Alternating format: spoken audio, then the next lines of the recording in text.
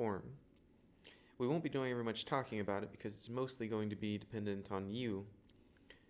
Since we've been graphing for a while and we've been working with these equations for a while, you should be able to go through this on your own, and this is just so that you can come to your own conclusions about these concepts, slope and the y-intercept. I will show you one example just in case you need a little reminder after the weekend. So let's do that. Here's the general form for slope-intercept form.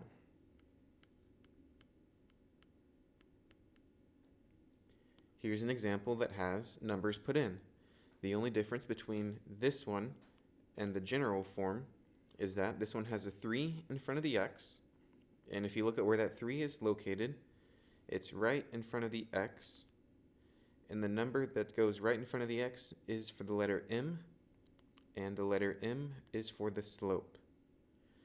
So if 3 is in front of x, then that's for the slope. The slope is 3. Whatever you're adding or subtracting is going to be for the letter b, and b is the y-intercept. The y-intercept is where it's going to touch the y-axis.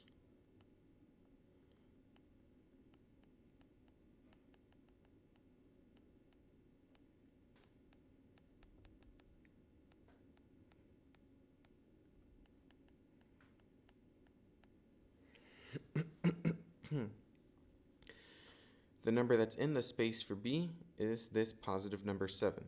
So the y-intercept is 7, which means that the coordinate would be 0 for x, 7 for y. Now let's graph this equation. Y equals 3x plus 7. How I want you to graph these today is I want you to go back to the way that works every single time, no matter what form you are, and that would be you make a table. Making a table will get you to a graph no matter what, as long as you can solve for y. In this situation, y is equal to 3x plus 7, and we get to pick the x's. So I'm going to pick a -1, a 0, and a 1. That means I'm going to write the same equation, but instead of putting x, I'm going to put whatever number I picked for x. Everything else stays the same except for the number for x. 3 times -1 is -3 plus 7 equals 4. Then we do it again. 3 times whatever number we pick for x, which is 0 this time. Copy the rest. 3 times 0 is 0 plus 7 equals 7. One last time. 3 times the slope, 3 times whatever we picked for x, this time it's 1. Then do whatever else the formula says. 3 times 1 is 3, plus 7 equals 10. We have 3 points to graph now. We have -1 with 4, 0 with 7, and 1 with 10. With these 3 dots, let's connect them with a line.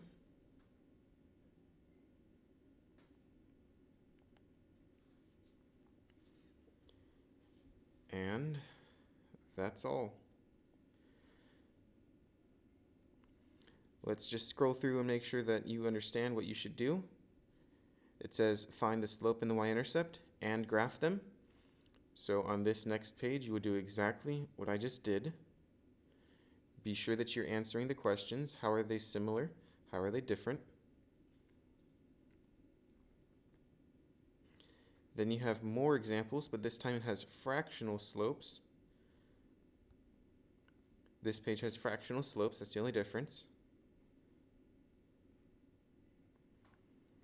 After that, you will need some colored pencils. You'll need black, green, orange. You're going to be talking about the steepness, specifically. Steepness, which is the slope. When it asks you to graph the value of each slope, whatever that slope is, like here, the slope is 1. So at the number 1, above it, you can put a dot. For each one of these slopes, you use a different colored dot at whatever its location is. Then for this, it tells you to compare. I know that you can figure this out on your own.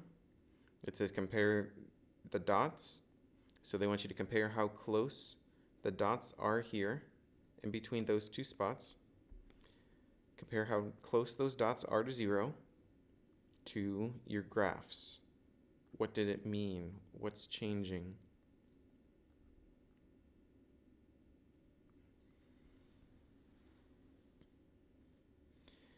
Then, here you're going to answer with a sentence.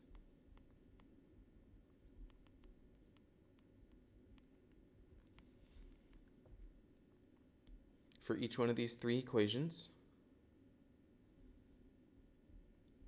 It should be 1 sentence for each one of them. And then you'll be given 3 graphs that all have the same slope, and what's going to be changing is the y-intercept. Answer the questions. 2 questions, one about slope, one about y-intercept for each one. Don't skip anything. And then on the last page, you're going to come up with your own conclusions for all of this. You're going to get 2 days. You're going to get today and Tuesday, Monday and Tuesday, to do this. I think if you're really understanding and doing well in this class, you should be able to finish this in 1 day. But if it takes you a little while, then that's fine. Do 1 hour today and 1 hour tomorrow. That's the only reason it could take you 2 days, is if you spend extra time thinking and coming to these conclusions. That's fine. On Wednesday, we'll start a new lesson, and I'll post the key for this. Make sure that you have this turned in before Wednesday.